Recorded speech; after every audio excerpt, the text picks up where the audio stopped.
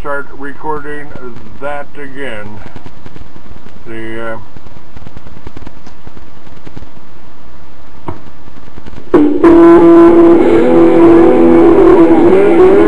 He took an oath to defend the Constitution of the United States of America.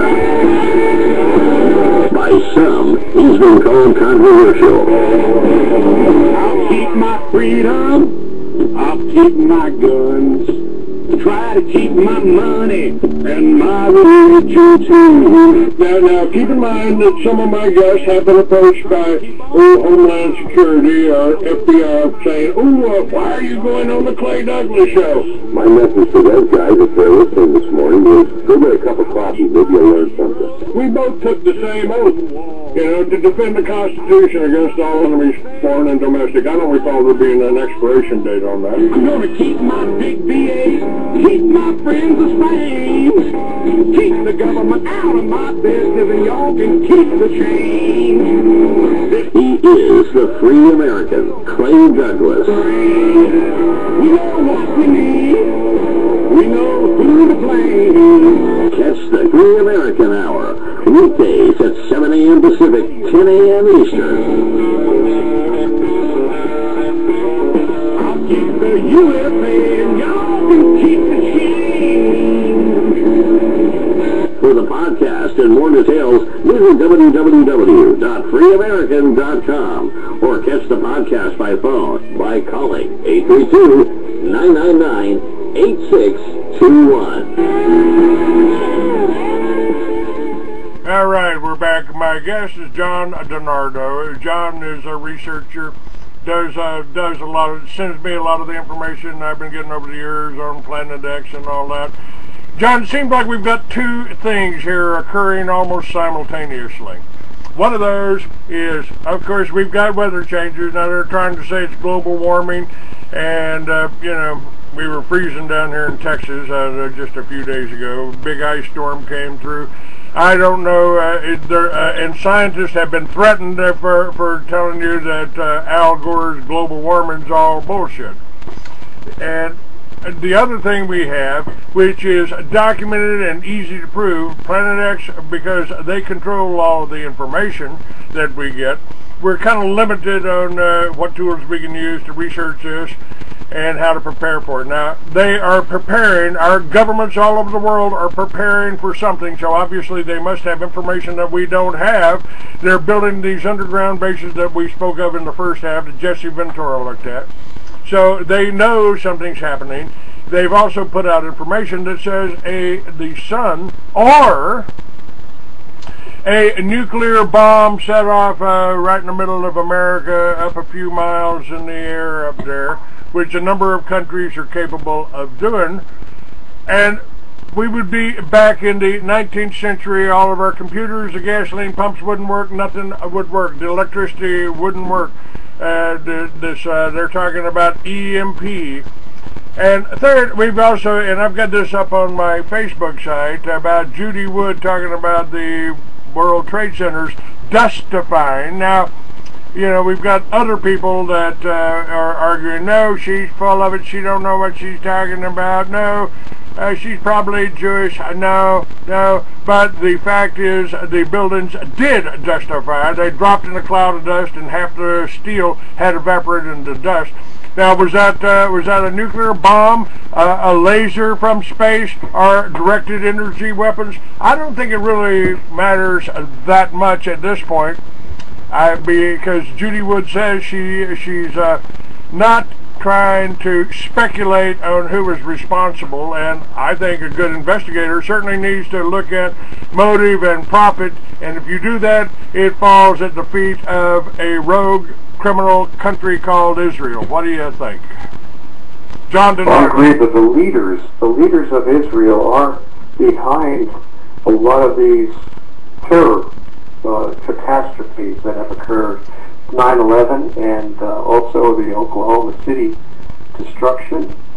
A lot of these shootings, the Israeli Mossad is closely paired up with the CIA. Yes.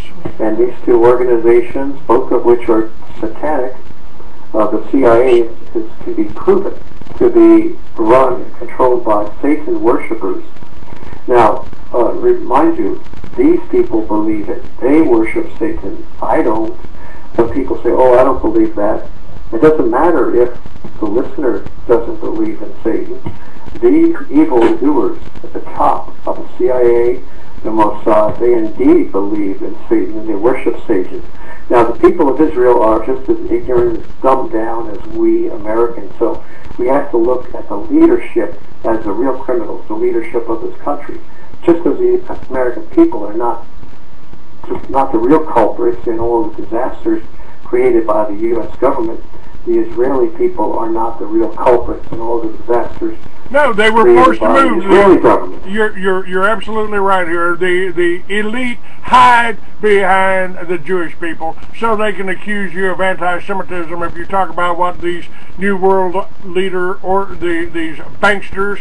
It's the banksters out here. It ain't the common people, and the banksters want to keep you dumb and ignorant, so you keep paying interest on something that you don't know at all. Show me the law. But we're anti-government if we talk about that. We're racist if we talk about the millions or the thousands of people murdered in America by illegal aliens. They don't want you to talk about Israel, a safe country that is responsible. And the CIA and Mossad both work, as in my opinion, both work for the banksters. They control the oil, they control our energy, and we're their slaves. They have basically made us into economic slaves, and they don't want you to know the truth. And the controls are tightening. Agenda 21 is coming up, and that's a UN plan for world government.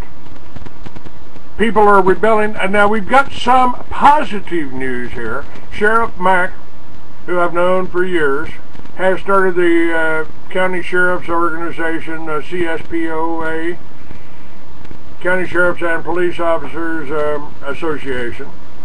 And we've got 200 sheriffs that say they ain't going to go with gun control. I think the next point, what they've done Sandy Hook for, what they did Waco for, was to see what they made us do. They resisted by force of arms. Turn in your guns, like Dianne Feinstein. That's the next move, so they can round up, imprison, and murder 60 million of us the way they did 60 million Russians after the Bolsheviks took over, installed communism, who one Rabbi Weiss referred to as, some call it communism, I call it Judaism for the masses.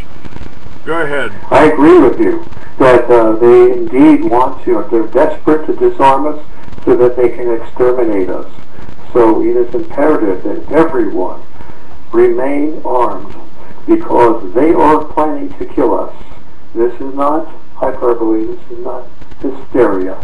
It's a known fact. In fact, the rulers of this world, the worshippers of Satan, again, I keep on telling you that these people worship the devil, even though others don't believe in the devil.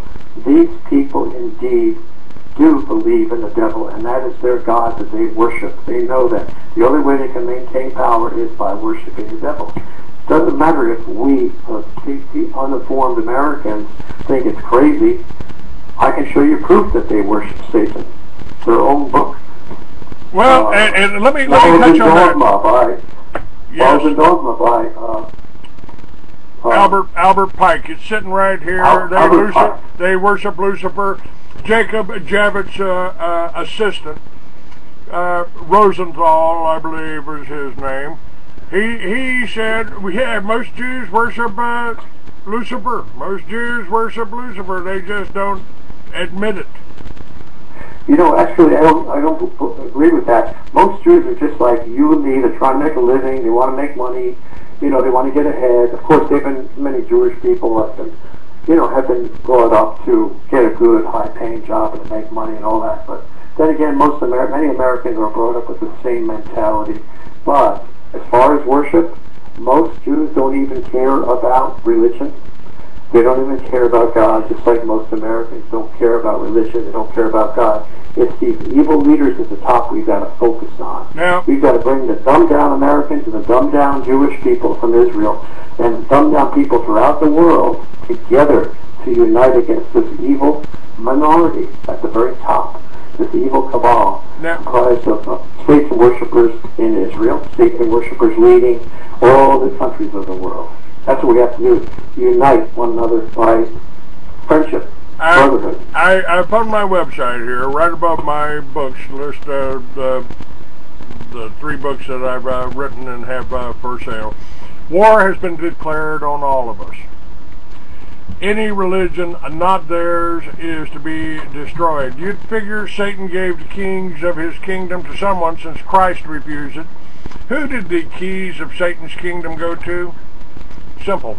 Those who serve him best. I can call myself an elephant all day long, but does that mean I am? So no matter what religion they hide behind, whether it's Jew, Christian, Muslim, whatever religion or lack of it, if all they learn from and live by, if they all learn and live by a satanic Bible, a book of Satanism, it's what all world leaders learn from. Anyone who's so blind not to see the Talmud is as far from the 5 books of Moses and God is really in big trouble. But these people are cowards. They do not openly admit their war on us. Satanists, Temple of Set, OTO, Golden Dawn, 33rd degree or higher Masons, Jesuits, Talmudic Jews, many others who all serve the same God, Lucifer. Do not care. They don't care whom you worship. Now, right. So anyway, they plan, you're right, they plan to exterminate us after they disarm us. And that's why they're so desperate to create all these horrible shootings and all these, the World Trade Center was designed to bring us into the Middle East, bring our army into the Middle East and fight a horrible bloody war for the spoils of this New World Order. But anyway, God is bringing them a real surprise. He's swinging a wrecking ball toward Earth, and these demonic, evil leaders at the very top of the world, the top of the pyramid, are going to be horribly terrorized and destroyed in the coming years. Well, I can show you the scientific proof that this body exists. This dwarf star, conservatively estimated to be about 1,000 Earth masses, will have such gravitational force, such magnetic force upon Earth, that it will cause a rippling and a wrinkling of Earth's crust on top of the molten mantle, which is incidentally how mountains formed many thousands of years ago. Now, is this what is the latest? What I mean, are they still denying it's there? They built the telescope at the South Pole to be able to monitor it, I think. Yes. That South Pole telescope cost many millions of dollars. It's a big building with an infrared telescope right at the South Pole, the harshest conditions you can imagine. No one would set up an observatory down there unless there was the only place they could view this incoming body, which comes in from below the ecliptic, below that invisible disk in space, on which all the planets revolve around the sun.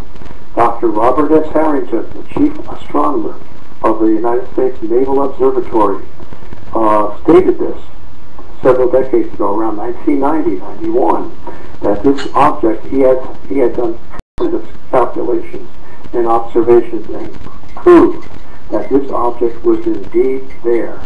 But let me take you back to the beginning.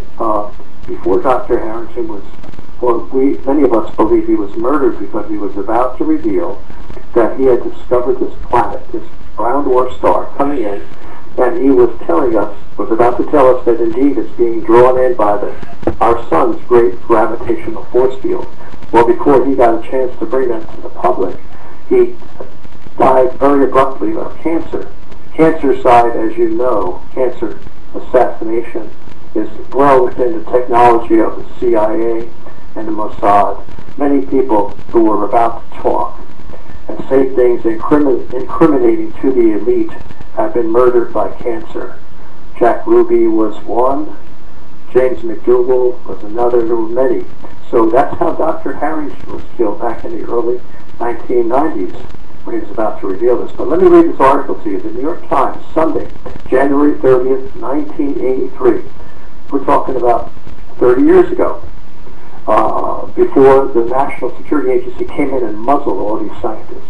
I'm going to read the article from the New York Times, January 30th, 1983, titled, Clues Get Warm in the Search for Planet X, by John Noble Wilford. Quote, something out there beyond the farthest reaches of the known solar system seems to be tugging at Uranus and Neptune.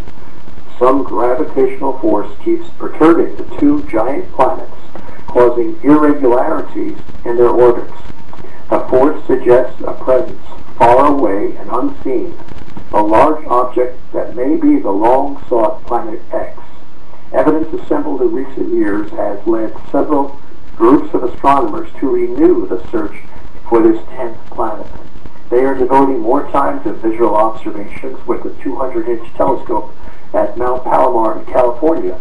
They are tracking two Pioneer spacecraft, now approaching the orbit of distant Pluto, to see if variations in their trajectories provide clues to the source of the mysterious force. Now, let me interject. These are wonderful scientific pieces of evidence right here. They talk about the two Pioneer spacecraft, Pioneer 10 and 11. Now, we know, because it's already occurred years ago, that the Pioneer 10 and 11 were sent out by NASA into deep space in the area. One of them was sent out in one direction toward where they believed their calculations showed that this massive dwarf star, Planet X, existed. And they felt, they knew that if the space probe got close enough to this massive planet would actually exert a gravitational pull on the space probe, pull it off of its course, and by the pulling, the amount of degree of the pull off its trajectory, and by the location of that pull off of its trajectory, they would be able to determine and verify the location of this dwarf star and the relative mass of this dwarf star, which they indeed did. They found it to be where they expected it to be with the Pioneer 10 spacecraft. So, I'll resume reading this article, but I just want you to know that the Pioneer 10 discovery of the planet X, is a major, irrefutable piece of evidence to show that it exists, and it indeed is being pulled in to murder our sun. I'll continue reading. There are two Pioneer spacecraft now approaching the orbit of Pluto to see if variations in their trajectories provide clues to the source of this mysterious force. And they are hoping that a satellite-borne telescope launched last week, this is 1983, will detect heat signatures from the planet or whatever it is that's out there. It's called the Infrared Astronomical Satellite, and it was boosted into a 560-mile-high polar orbit. Incidentally, I presume that's the South Pole orbit, moving around the South Pole.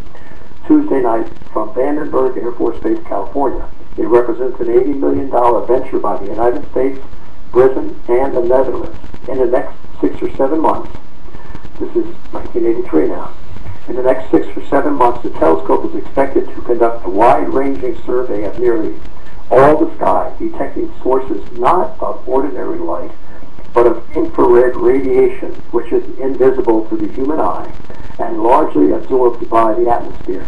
Scientists thus hope that this new telescope will chart thousands of infrared-emitting objects that have gone undetected, stars, interstellar clouds, asteroids, and, with any luck, this object that pulls at Uranus and Neptune. Now, this is good historical background. This is wonderful. The last time a serious search of the skies was made, it led to the discovery in 1930 of Pluto, the ninth planet. But the story begins more than a century before that, after the discovery of Uranus in 1781 by the English astronomer and musician William Herschel. Until then, the planetary system seemed to end with Saturn.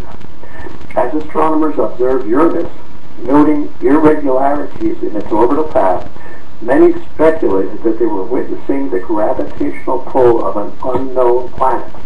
So began the first planetary search based on astronomers' predictions, which ended in the 1840s with the discovery of Neptune, almost simultaneously by English, French, and German astronomers. But Neptune was not massive enough to account entirely for the orbital behavior of Uranus. Indeed, Neptune itself seems to be affected by a still more remote planet. In the late 19th century, two American astronomers, William Pickering and Percival Lowell, predicted the size and approximate location of this trans-Neptunian body, which astronomer Lowell called Planet X. So we see that scientists going back over 100 years have named this object. 200 years ago they detected it, and over 100 years ago they named it Planet X. So it's not a sci-fi fantasy, it's reality. Years later, Pluto was detected by Clyde Tombaugh working at the Lowell Observatory in Arizona. Several astronomers, however, suspected it might not be the Planet X of prediction. Of course, I'll skip a little bit. Pluto's way too small to cause that kind of a gravitational pull. But I'll go on and skip a little bit to save some time.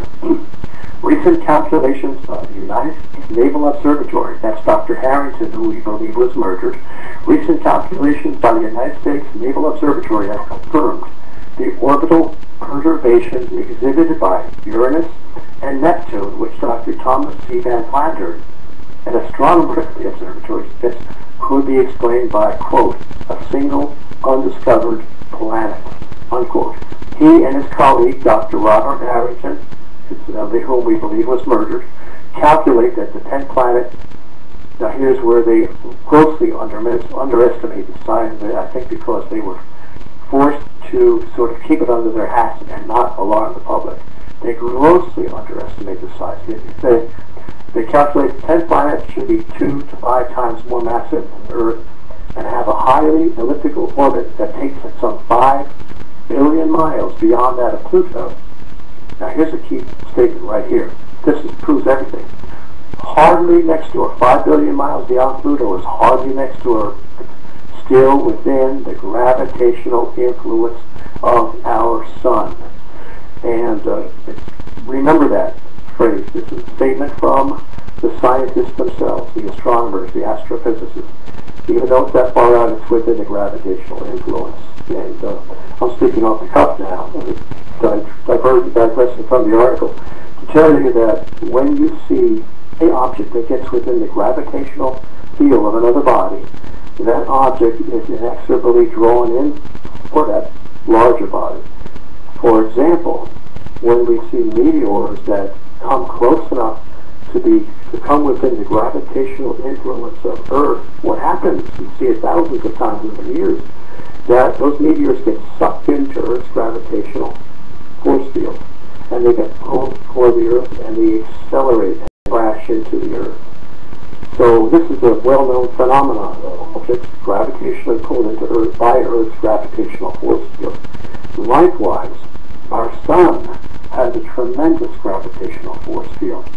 In fact, the sun happens to be estimated at 1/3 of a million Earth masses. That's like 330,000 Earth masses is the estimated mass of the sun. So you can see this huge gravitational sun, gravitationally pulling sun, would pull on the planet X, because the scientists have already stated that this object, Planet X, is indeed within a gravitational force field. There ain't no way that it can go escape. The only way it could escape is if it's revolving around the sun. Like, for example, why doesn't Saturn crash into the sun? Because Saturn is revolving around the sun, and its centrifugal force pulling it away. Centrifugal meaning centrifleeing, fugitive. Centrifleeing force causes it to stay at a balanced position in a rotating circle, in a revolving circle around the sun. That's why Saturn doesn't crash into the sun. And for the reason Earth does not crash into the sun. We have an object that is not revolving around the sun. It's coming in a highly elliptical orbit, almost like a straight line path. It's going to get sucked right in, just like that meteor gets sucked into Earth. It's going to get sucked in towards the sun, and that's indeed what has been happening since it was discovered back in 1983.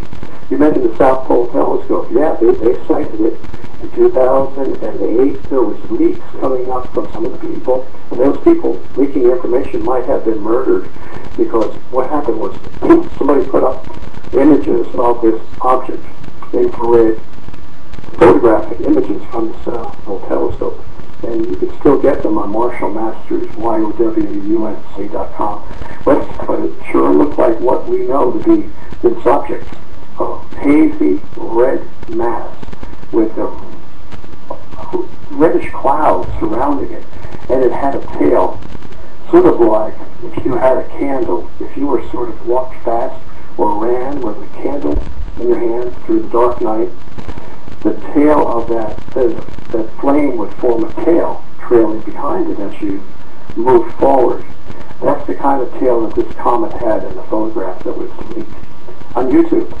And it was taken down very quickly, but Marshall Masters was able to capture pictures of it. And you can see them on his website. And also, there's so much evidence. The Jesuits have the Vatican. We have found from an Italian researcher named Cristoforo Barbato, an editor of one of the UFO magazines out there in Rome, Italy, was approached by a man who claimed to be an agent for what's called Servizio Informazioni del Vaticano.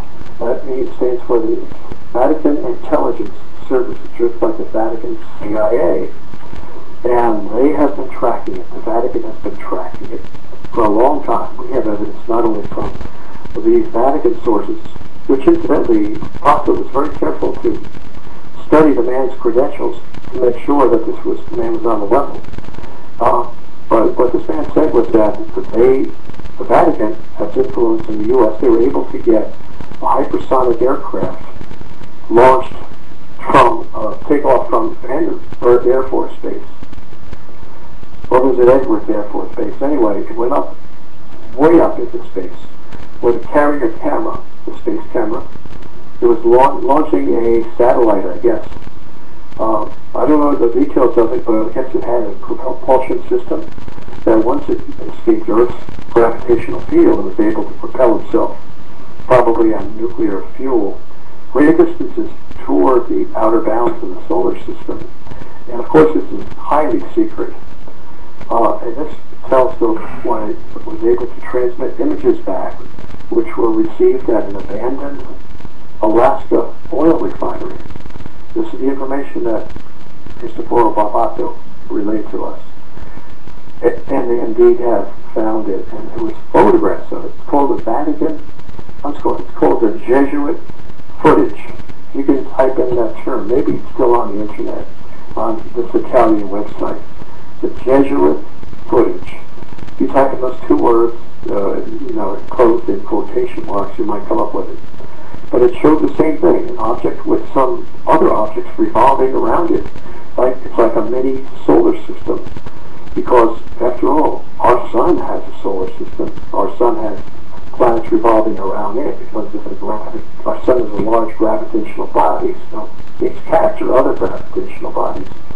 And James McCanney, the scientist, master of science, physicist, has gotten some contacts, and I have a recording from one of his programs over the past several years, where he states that he has leaks coming out all over the place from the U.S. military and from professional astronomers, stating that, quote, in mechanics terms, he was relating what they were telling him, that a mini solar system is moving into our solar system.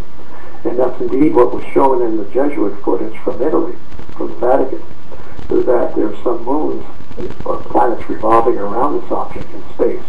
So we've gotten, the more evidence you get from diverse sources, the more certain you can be that it does exist. Because, again, the photos from the South Pole Telescope were put up on YouTube, and